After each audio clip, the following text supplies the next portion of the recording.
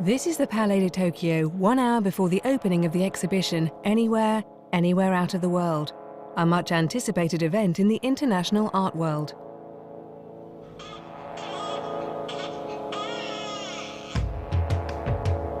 Philippe Parreno, one of the most eminent figures in contemporary art, has received a carte blanche invitation to occupy the entire space, 22,000 square meters. It's the first time a single artist has been given such a large space. Now aged 49, Philippe Parreno has always tried to reinvent the principle of the traditional exhibition and to transform it into a total, immersive and unsettling experience.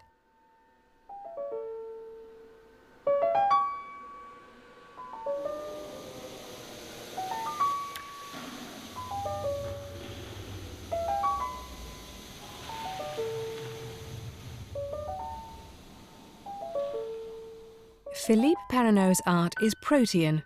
Video performance, design, sculpture and music all coexist in his universe. At the heart of his work lies the ambition to generate strange sensations, to stand alongside ghosts, to feel another reality. One of his works best known to the general public is Zidane, a 21st century portrait. A film co-directed with Douglas Gordon, which was released in cinemas.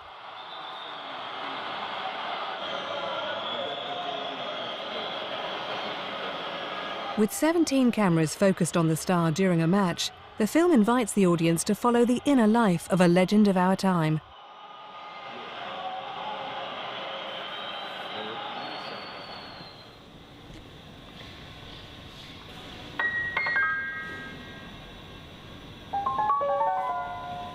The journey he has planned through the Palais de Tokyo spreads confusion. For example, playerless pianos play Petrushka by Stravinsky.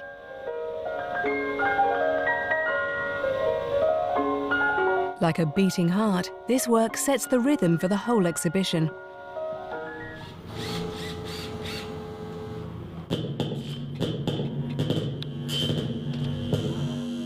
On the journey, you pass strange sculptures, marquees that could have come from Broadway and seem to have found new life.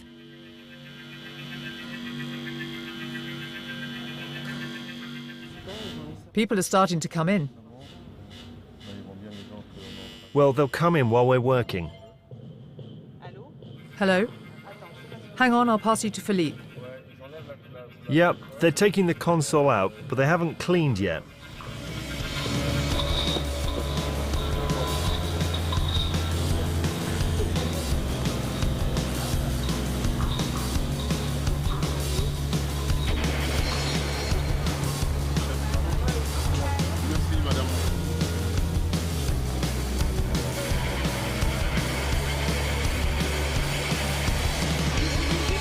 If you could just start here, then it will be clean when they come through.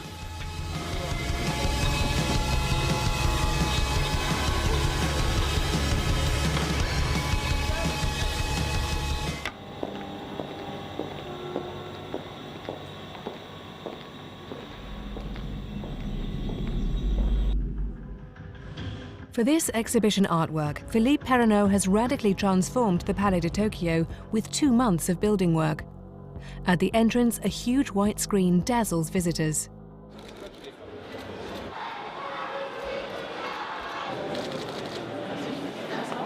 The artist Philippe Parreno.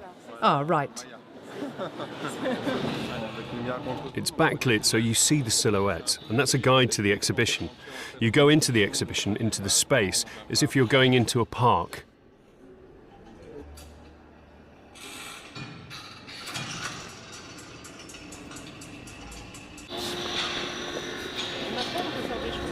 Here you actually see the opposite. The whole exhibition is orchestrated with Petrushka by Stravinsky. So the sequence of films always follows the piano that you can hear.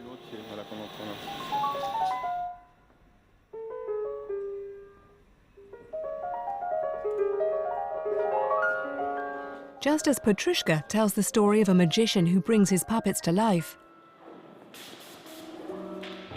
The whole exhibition behaves like an automaton, where some elements start up while others stop, or blow a fuse on a journey marked by strange synchronizations.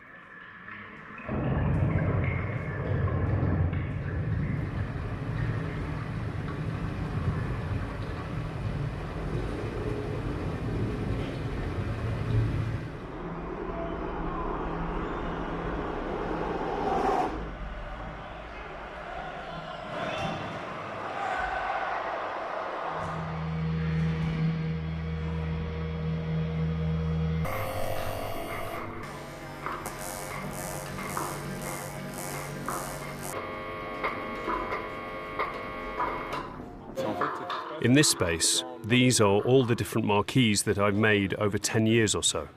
I brought them together for the first time, and together they play a sort of musical score. What you can hear is the music of the electricity.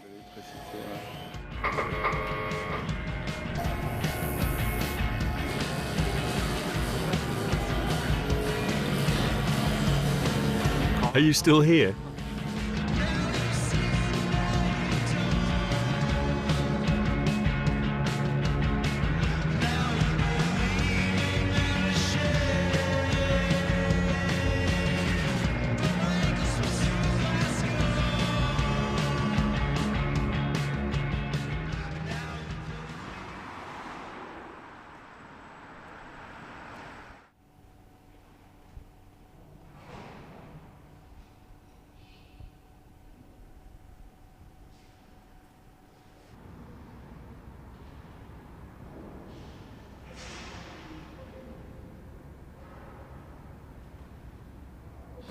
Go ahead.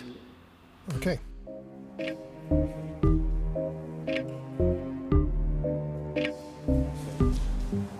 You were appointed 2 years ago, I think, as director of the Palais de Tokyo.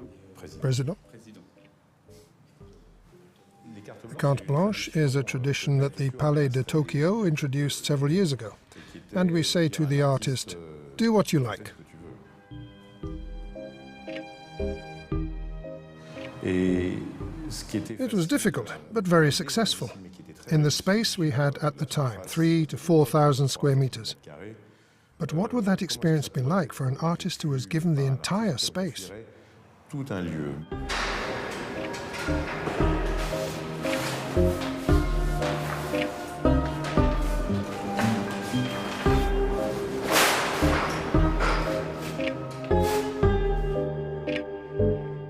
The danger lies in not taking risks. The danger is to say to yourself, I know the works of this artist. I'll make a display of them and spread his best works around the walls.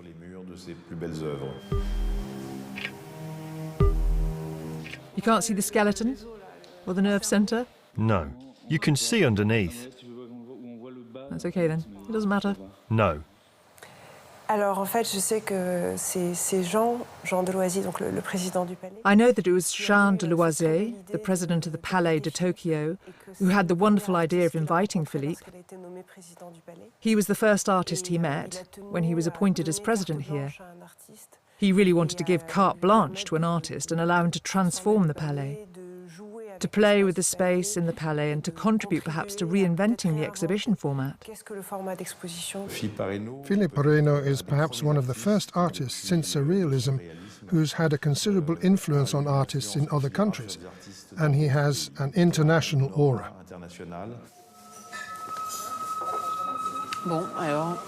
Right, have you got some questions? Ce qu'il cherche vraiment à proposer, c'est une expérience, quoi. Ça a toujours été. What he really wants to offer people is an experience. That's always been one of his big concerns, not just to show objects, but to construct exhibitions which in themselves are works of art, which offer an experience of art. I think that's it. De l'art, en fait. Je crois que c'est ça. There was this thing.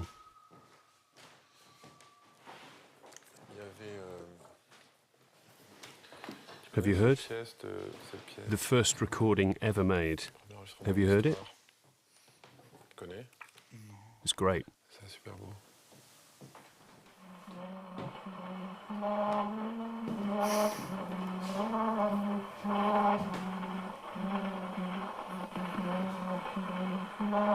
It's the first sound recorded on the 9th of April 1860.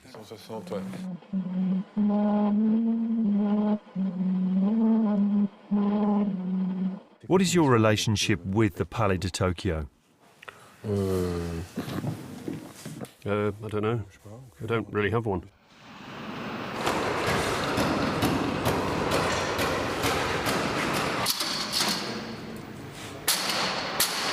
But did you like the building?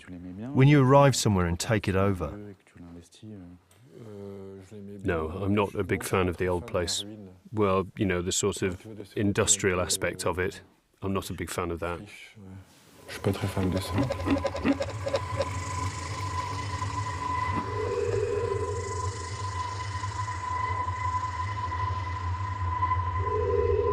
But I understand why it was made that way. It was about politics. They said, we'll open a space. It's better it's open rather than closed, so that people then adopt it. Yeah, why not? Il n'a pas mis longtemps à dire oui, en fait. Actually, he didn't take long to say yes, even though he has, let's say, a complicated relationship with the place. That was part of the challenge too. It allowed him to get closer to something that really annoyed him. Ouais, vraiment un truc qui l'embêtait. Can you hear me all right? Is it okay? It started with a very big model.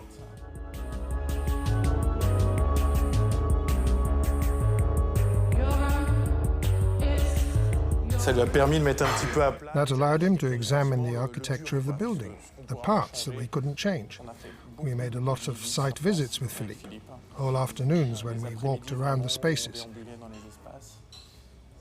The architecture is quite complex. It was very laborious to make a 3D model, but it was very useful in the end. It meant we could test the circuit in real time. It's like a video game you can walk around in. It's more of a mental journey that you construct. And you can construct it and imagine it more easily in 3D than you can by walking around. And from there we started to identify the spaces. We could screen this here and that there, and we slowly started to build up the spaces.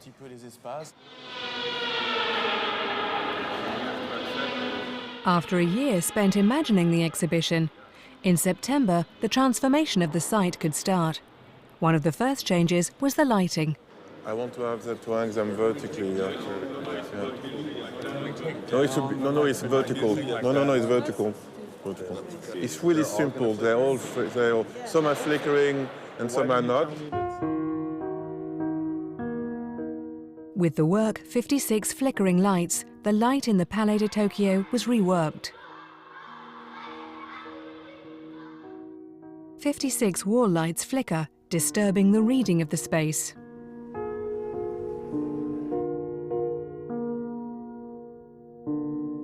We'll add another wall light here, and I think it can vary a little bit, just so you feel it's alive.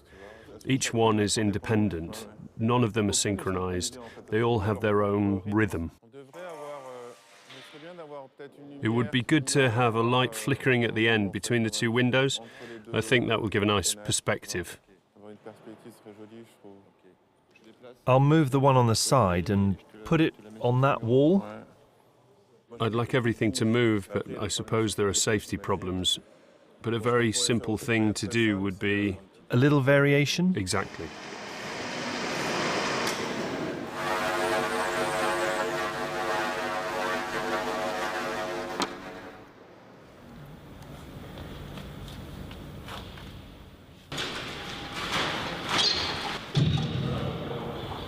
The point of attraction should be really the LED, you know, and the reason why also we have the floating panels was also to exaggerate when, the perspective. Draw your eye down to the...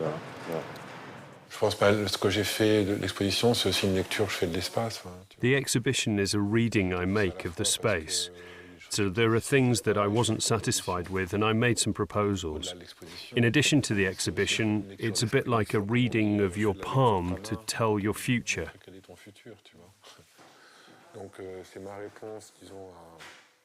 So it's my response to a situation that I had to make, because that was the invitation.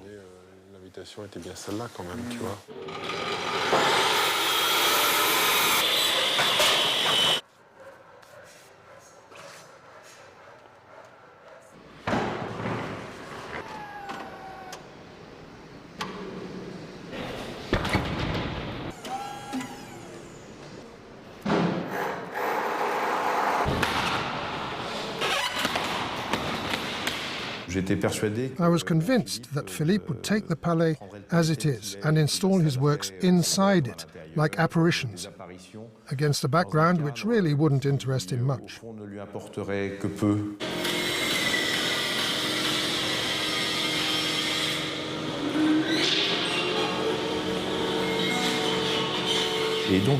So, I was very surprised in the beginning by his work in contrast to the architecture. He's come up with a number of proposals that interest me very much, and they will probably be kept for some time, long after the end of the exhibition.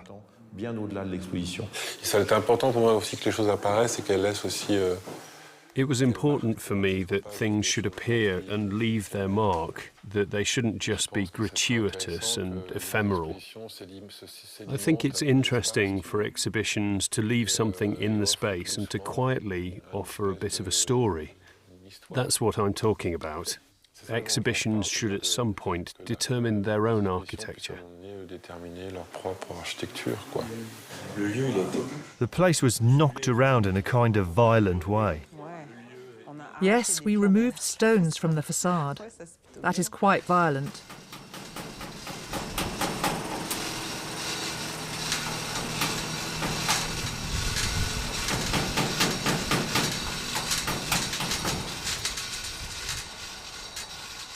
Marquee, the inaugural work of the exhibition, is suspended over the entrance of the Palais. It's an illuminated awning that recalls those on music halls or cinemas in the past. This marquee, which has no writing, signals only the event of its own appearance.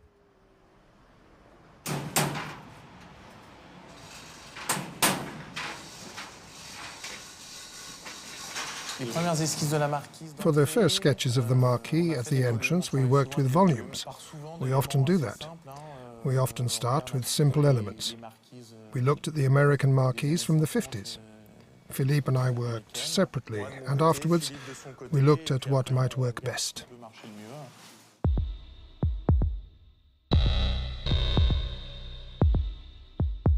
To make it, they went to an SME in Seine-Saint-Denis, which specialises in cutting plexiglass.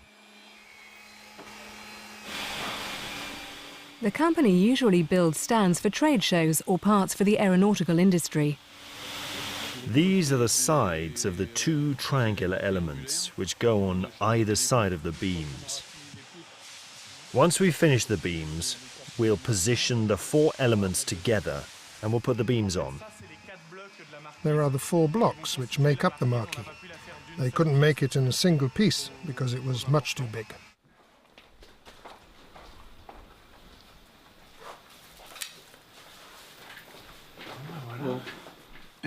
The hard part was getting all the authorizations to remove the stones, to replace them with transparent facings. The building's protected and listed. So if you remove a stone, you have to replace it with an identical one. You mustn't break it. The idea is to have a completely transparent, quite mysterious object, a sort of ghost that has attached itself to the facade of the Palais. So the marquee isn't part of the facade, but it goes inside, as if a creature could come and sting you. Here's another piece that needs to be made, a socket. You want us to make it in plexiglass? Yes. Is it just for decoration? No, we're going to use them as sockets. You're going to use them as sockets? Yes. Okay. And what do you want to collect? Everything.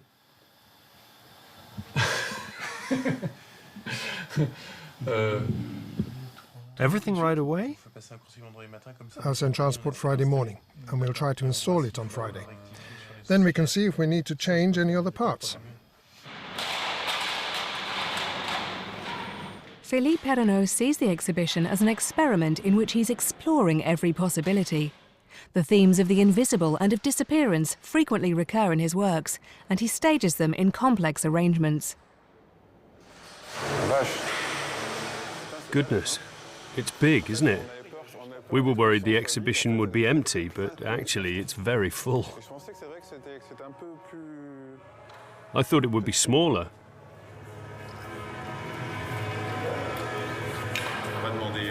It's good, though. It's great. And where does the cabling come from below? There it is. That's where it comes out. In the work, How Can We Know the Dancer from the Dance?, a stage is set in the middle of the rotunda. Visitors hear the footsteps of dancers as they move about. These ghosts are from the troupe of Merce Cunningham, the American choreographer.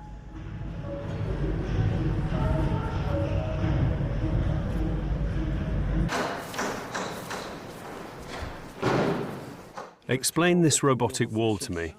The thing is that there's just one driving wheel at the front, and the other wheels are free. The wheels at the center are free. This one is adjustable. Where's the laser? The laser's here. You'll really get the impression of being at the center of an automaton. Are there any problems with the marquee outside? No.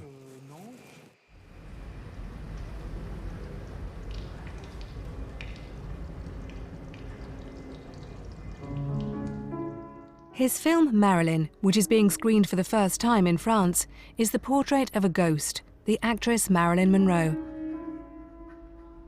Philippe Parreno reconstructed the suite in the Waldorf Astoria, New York, where she lived in the 1950s. One door leads to the hallway. The audience will explore it from the actress's point of view. A computer reproduces her voice, and a robot recreates her handwriting. There's a luggage rack. The walls are covered with wallpaper. We don't see Marilyn. We don't see her move. It's like a ghost. But at the same time, we are in the fountain pen, we're in the music, we're in this room, and we feel all the vibrations of it. It's a mix of something both very immaterial and very tangible.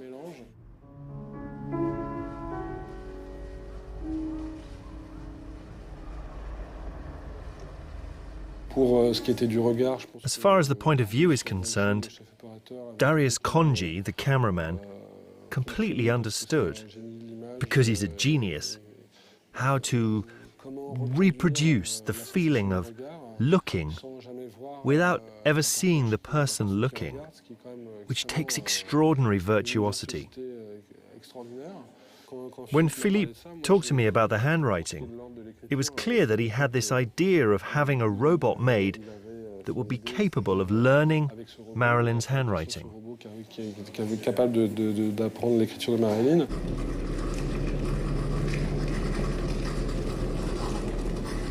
We put microphones in the paper, and so you're not on the surface of the paper, but within it.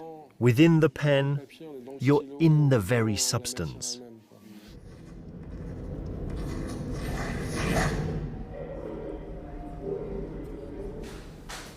En fait, Marilyn, au début, je pensais même que ça pourrait être un long métrage. Puis après, j'ai pas eu la force. Actually, in the beginning, I thought Marilyn might be a feature film, but I didn't have the strength to push it any further. But it could have been a feature film.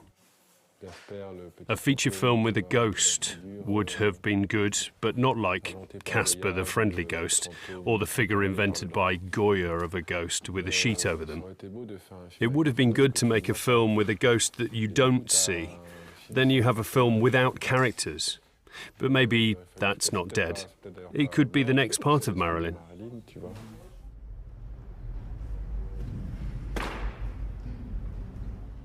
At the end of the film, when the lights come back on, a landscape appears through the screen.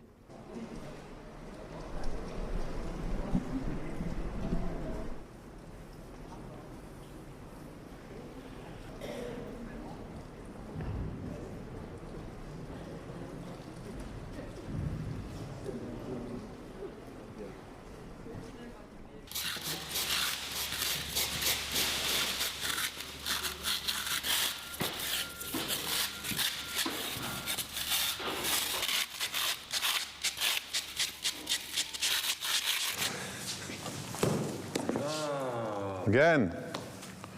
Never stop. Again. They play with the ball. Huh? So it's too much of this crap. Huh? Let's get rid of these things, no?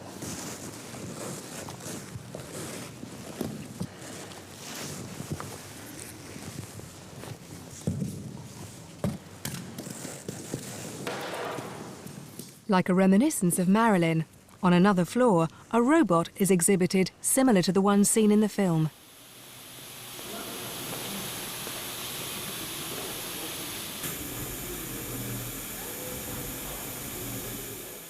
It's programmed to reproduce tirelessly a letter and some of the actress's drawings. But in the end, the whole exhibition appears to the visitor to be an automaton. The works are synchronized together like a clock mechanism. It's all absolutely synchronized. We agreed very early on with Philippe that there had to be a secret plan, a sort of invisible structure, and a ghostly structure. I think that came to make sense as we worked on the exhibition. It's a sort of constant linking up. You hear a telephone, but you don't know. Once it stops ringing in reality, it starts ringing in the film.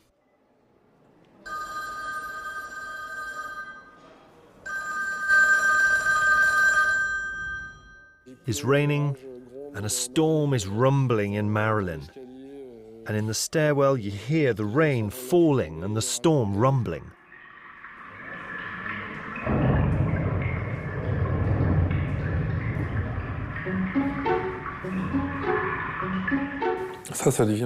It produces a strangeness, like that thing of Freud's when you see things that are strangely synchronized.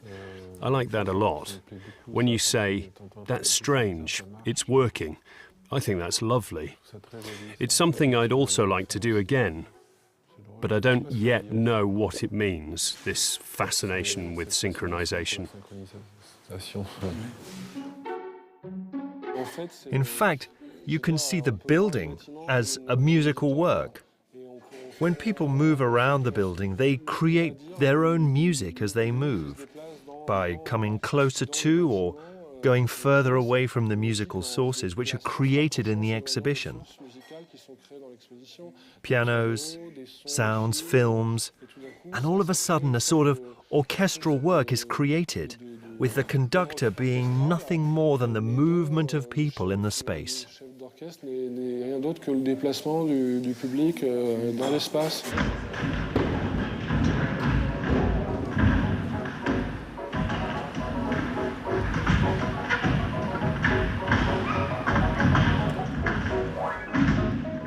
As the visitors advance, they suddenly discover the control room, which is connected to different machines. They're all joined to each other.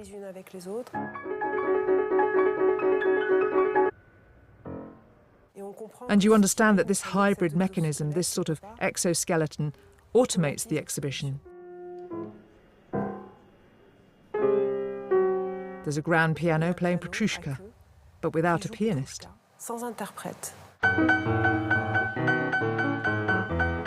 This centerpiece, which steers the machine, Petrushka by Stravinsky, was recorded specially for the exhibition by the great pianist Mikhail Rudi.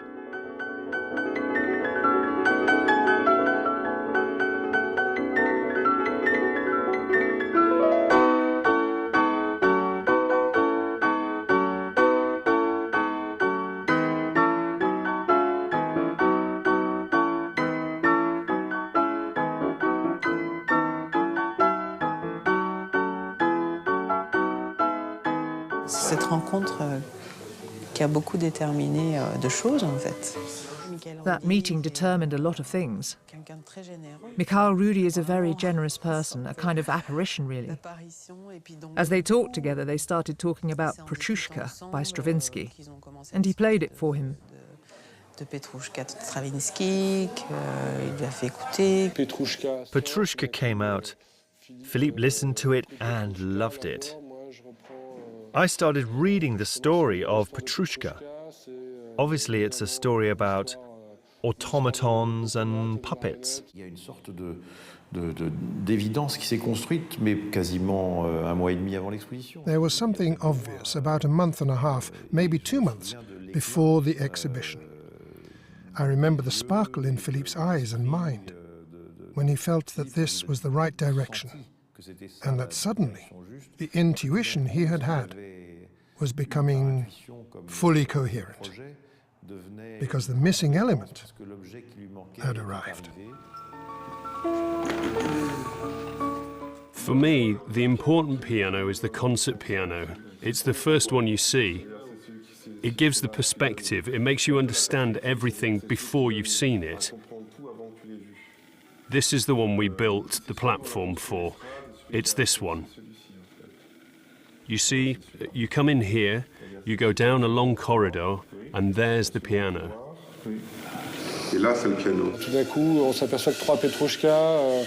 We suddenly realized that 3 Petrushkas are the same length as the film Zidane, which is the longest work presented in the exhibition.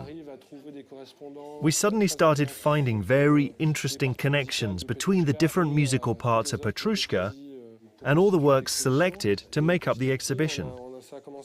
We gradually started to draw up a kind of map of events set on a timeline. In the intensity and the tone, I think that compared to the way he plays in concert or on the album, what he played for the exhibition is a lot more aggressive.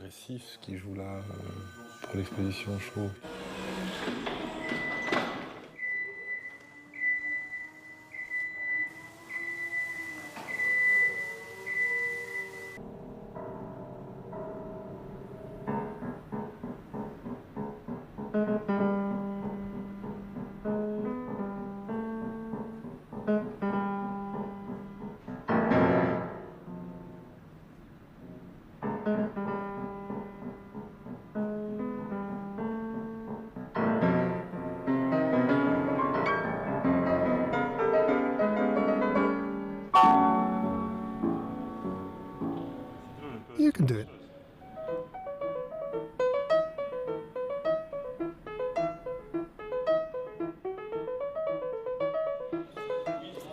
Nicholas, are the lights working or not?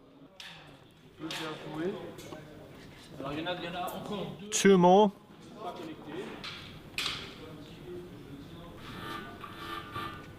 No, that's not quite right. That one?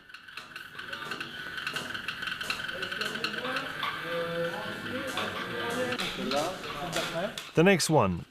Is that it?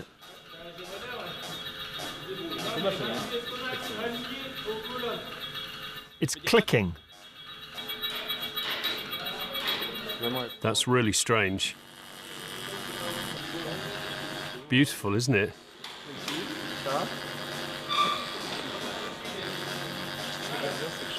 What I like is that each one has a different personality. A bit worrying, isn't it?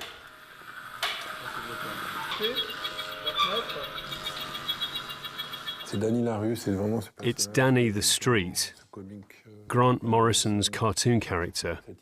The idea of an all-knowing street. That was how the idea came to me of putting all these objects together to create this kind of living street which would dance.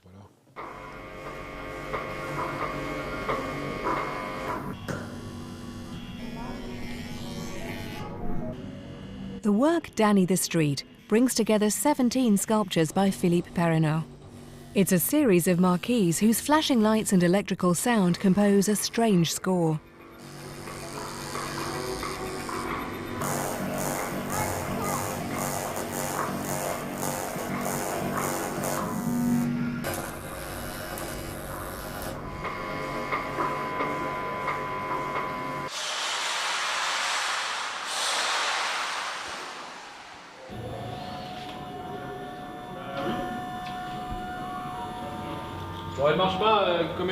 It's not working.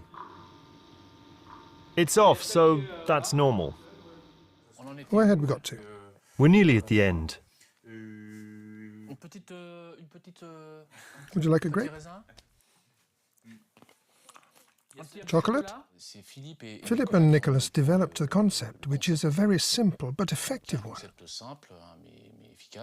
That is to give a sound to the flashes, to the switching on and off of the lights in the marquees.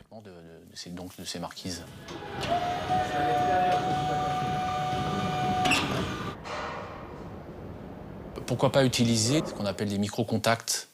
Why not use contact microphones, which use the same principle as guitar pickups? Instead of the movement of the air, these microphones use electromagnetism.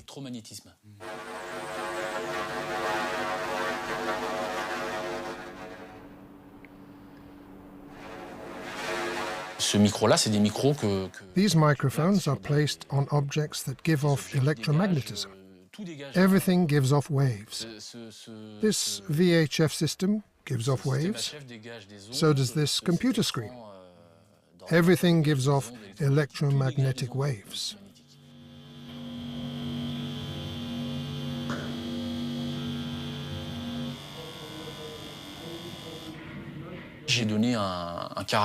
I gave a certain character to each marquee. For example, for the big marquee, I tried to make a sound with a lot of bass, a lot of body, not too much middle, with a lot of harmonics, like an orchestra with the violins, the triangles, etc.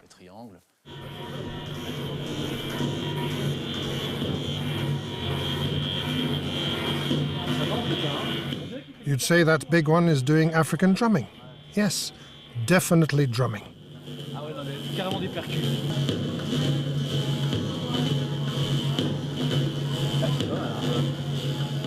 Elles étaient vivantes, hein? Elles étaient vivantes parce que... They were alive. They were alive because it was quite incredible. But sometimes certain marquees didn't make the same sound. They still lit up in the same way, but sometimes they changed the sound they made. I've no idea why. They really were alive. Donc elles étaient vraiment vivantes.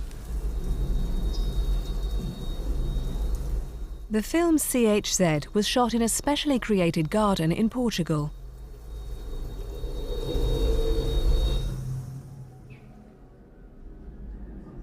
These minerals and this black vegetation tell the topographical story of a science fiction landscape. The soundtrack comes from recordings made deep underground by sound designer Nicholas Becker.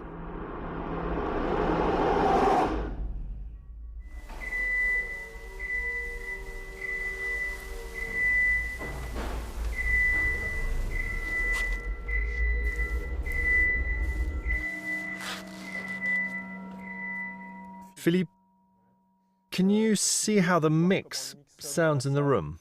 I'll play it for you. It's not frightening.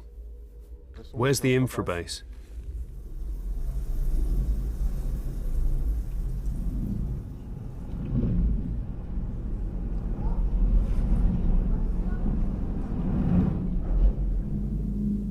You don't feel it in your body. Yes, I know. It's part of the film. Why didn't we manage to get more infrabass? Yeah. I don't know. Il faut utiliser l'installation qu'on a en fait. We have to use the installation we have.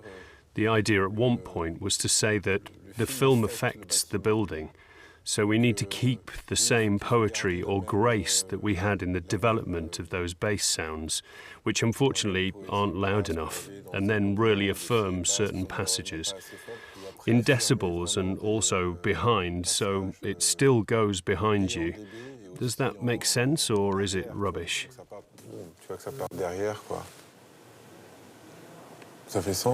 Yeah, of course. Okay. Je pense que le SMI, on pourra pas le louper, hein. I don't think we'll miss it. It'll be a big truck. Just a few days before the opening, one essential piece is yet to be installed. The marquee at the entrance. Hello, I'm from Philippe Parreno. We said we had 3 pallets like this. Perhaps we can stack them? Oh, is it an open truck? Well, I asked, and I was told it was crates. So if it's crates, apparently the load has just got to be dropped in the forecourt. Is it far from the pavement? I was told, you park and you drop them. Hello, this is Aurelian from Philippe Parreno. I'm at the Abac Place factory to pick up the sculpture. You've sent us a Mad Max truck. It hasn't even got a tarpaulin. We are transporting a work of art, after all. Okay. Well, let's see what we can do. Hopefully it won't rain. No, I lit a candle this morning in church. That's good. Au revoir.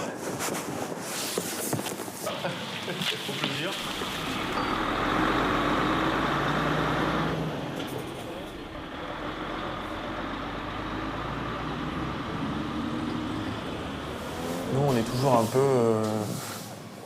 It's funny, because there's a time when you say to yourself, be very careful. You're working on something that is becoming a sculpture because you endow it with a certain value through its material. But in the end, the marquee is still an awning. So when they arrived at the truck, it was a bit, yeah, it wasn't easy. C'était pas facile.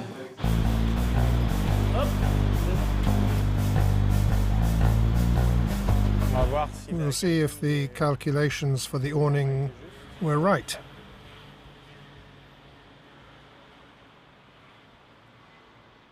It's for the entrance to the exhibition.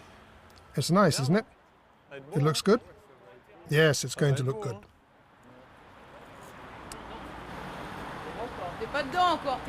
You're not in yet.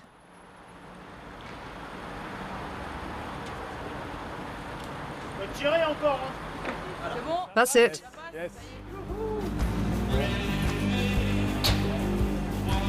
Yeah, it's good. I don't think anything's been messed up.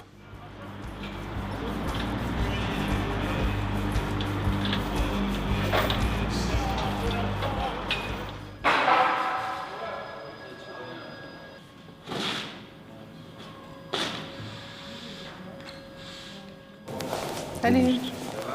Hi. When do you think you'll finish this? Saturday? Saturday? Oh, you haven't cut it out yet. When are you going to cut it out? The problem is that we planned to be finished 5 days ago and actually nothing is finished yet. So Philippe can't see anything yet. That isn't finished, neither is the wall. Really nothing is finished. But for all the exhibitions we've done, we've always said we need 1 day to test the timeline, and we've never managed to have that day. But with the scale of this project, that takes on another dimension. It's a lot more dangerous. You might not realize right away that there's something not working downstairs. Hello? Yeah, Philippe. Zidane, a 21st century portrait, is one of the hardest works to set up. In the Palais de Tokyo, the film is being presented in a very immersive way for the first time. The images from each of the 17 cameras used are being projected onto 17 screens.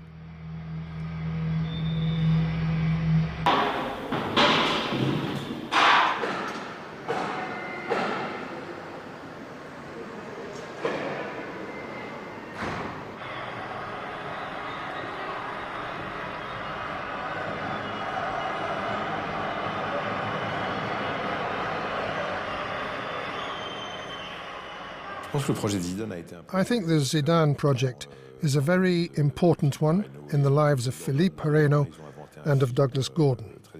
They invented a most extraordinary film which deals with the obsession of one person. One person who is surrounded and whose complete image is seen for 90 minutes. and this would be spread over 17 screens. It's very difficult to set up, it's difficult to design as a space. It has to become a sort of labyrinth.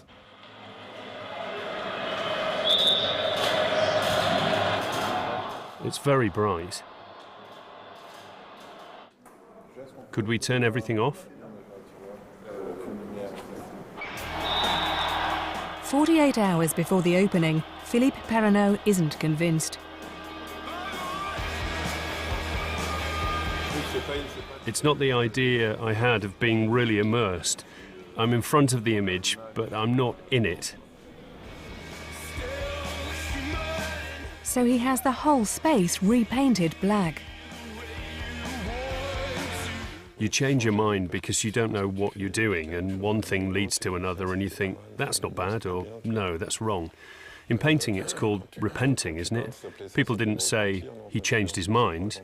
It was just that someone painted something and then he changed it. Under one layer of painting, there was something that was painted previously. That was normal.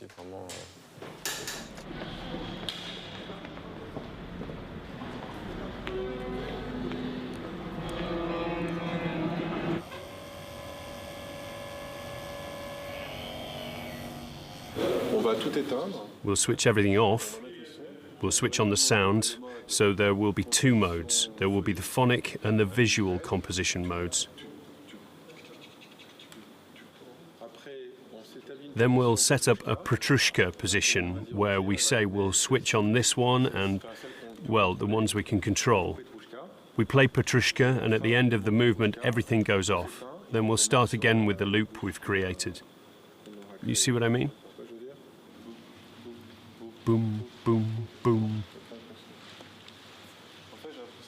Actually, I feel I've done this all my life, but I never have done it in my life. But no one has. That's why it's good. It's 100% experimentation. Someone hold it.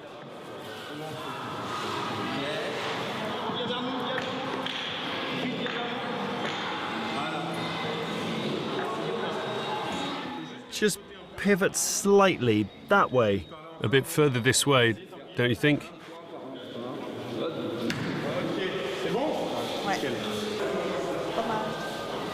Right, now we'll pick everything up and...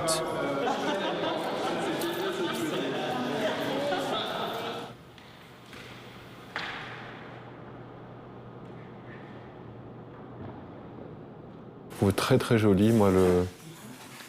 I really like the AAC snakes on the illuminated platform. They're beautiful.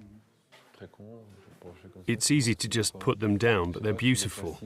With the plastic, I think they're even nicer looking than the robot.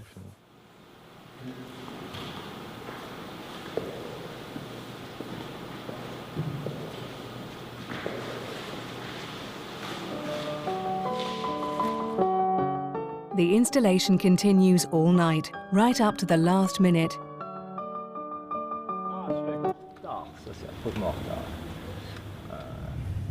One after another, the works come to life and are synchronized together.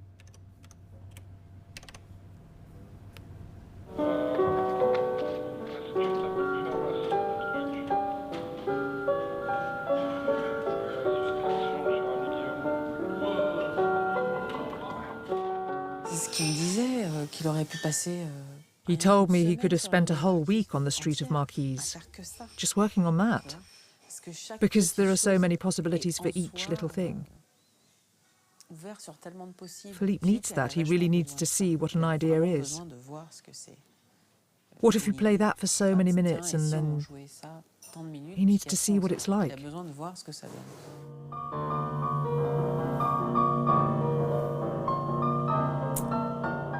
The neons are a bit late. I'll reset that. You like it? I think it's good. And afterwards, we'll go to the mode where they have no relationship to the music. They have their own personality. They'll be free at last. We've succeeded in producing a superb choreography. In addition, there was an energy, almost of despair, before the opening as to whether we'd succeed. And I think that makes it so much stronger. It's not something we've revised thousands of times and removed every fault. It does have faults. It's alive. And I think that's perfect. Moi, je trouve ça parfait.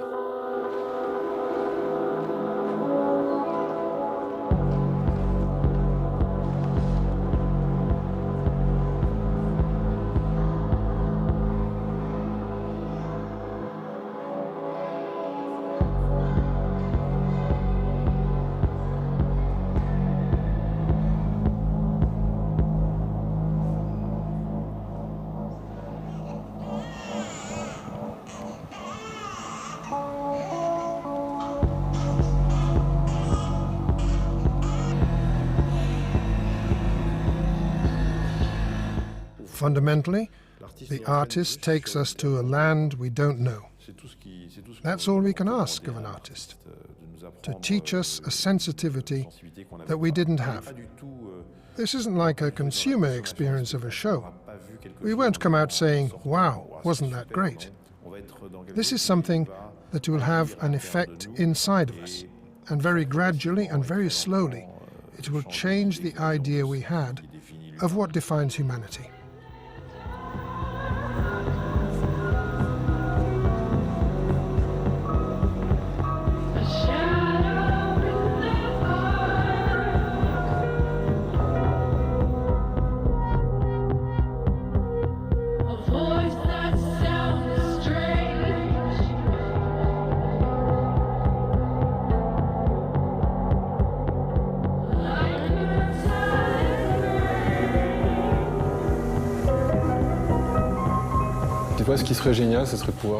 You know, it would be brilliant if, once it was finished, you could be brave enough to say, now we'll change it again. You could say, we'll take out the robot and put something else in its place. That would be good. I think I'll do it. It would be funny for people to say, I saw a robot. I didn't. And you could take out the heaviest thing and replace it with the opposite. A light, maybe. And then take out Zidane and put, I don't know what, in its place. That way, it would never stop.